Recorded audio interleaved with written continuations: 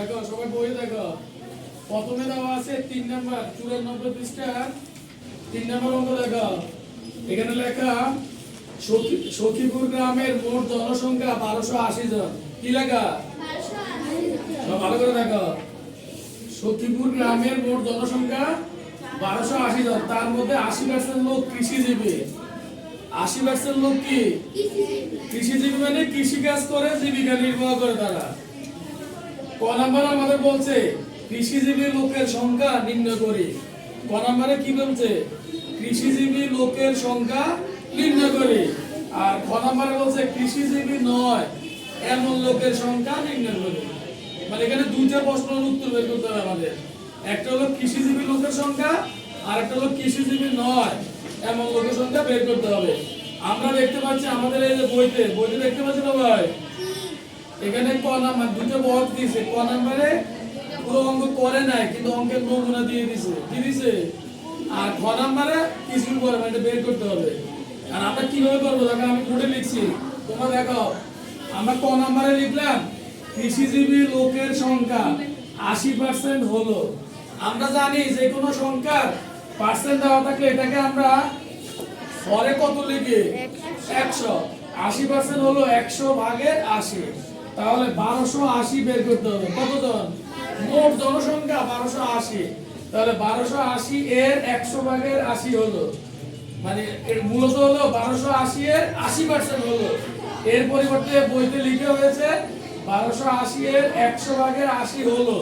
এখানে আমাদের বইতে এভাবে দিয়ে দেওয়া হয়েছে খালি ঘর, আমরা এগুলো পূরণ করব। কিভাবে লিখবো দেখো, 80% হলো 100 ভাগের 80। আমরা এই যে নিচে এখানে 100 লিখলাম, এখানে আমরা 80 লিখলাম, কিন্তু এখানে আমাদের কত? এটা 1280, অর্থাৎ 1280 জন।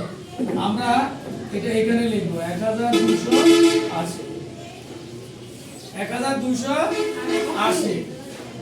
এখন আমরা আমাদের লবের মধ্যে পেলাম 80 গুণ 1280, আর নিচে আমরা হরে পেলাম 100। এখন আমাদের এটা কাটাকাটি করতে হবে। কি করতে হবে? অথবা মানে হরগুলো গুণ করে বা লবগুলো গুণ করে হর দিয়ে ভাগ করা, এরকম করতে হবে। আমি তোমাদেরকে সহজে একটা কথা বলি, আমাদের লবের মধ্যে দেখো এখানে একটা শূন্য আছে, এখানে একটা কি, মোট কয়টা শূন্য? আচ্ছা, হরে কয়টা শূন্য আছে? যদি এমন দেখো তোমরা, লব এবং হরে শূন্যের সংখ্যা সমান, লব এবং, তাহলে সবগুলো শূন্য বাদ। বুঝো না তোমরা? যেমন আমি এই যে লিখলাম,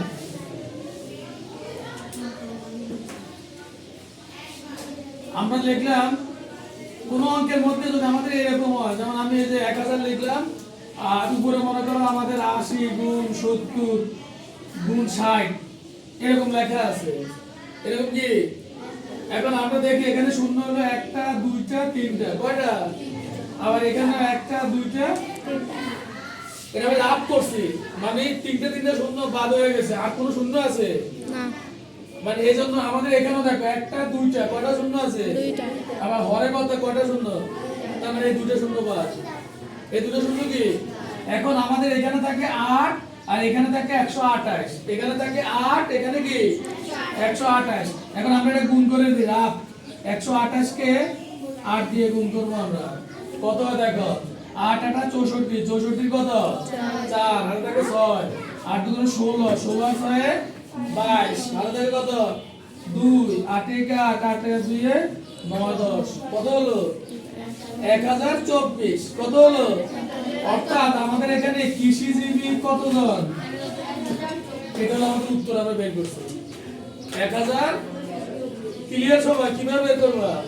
মানে প্রথম কাজ হচ্ছে আমরা লবে যদি শূন্য থাকে আর হর শূন্য থাকে তাহলে হিসাব করে বাদ দিয়ে দিব। যদি আবার কম বেশি হয় ওটা আবার অন্যরকম হবে।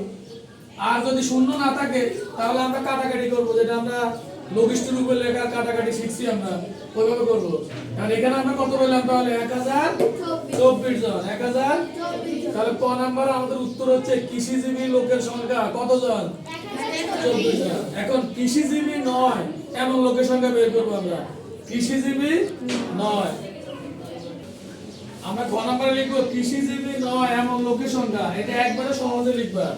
এখানে লিখব আমরা জীবী নয় এমন লোকের সংখ্যা।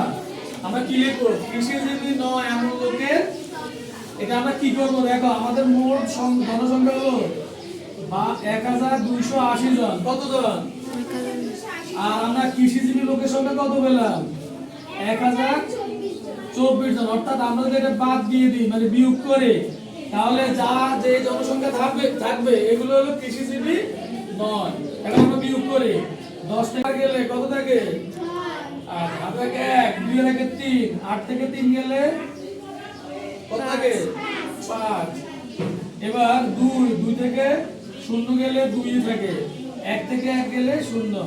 অর্থাৎ আমাদের কৃষিজীবী নয় এমন লোকের সংখ্যা কত জন? 256 জন। 256 জন।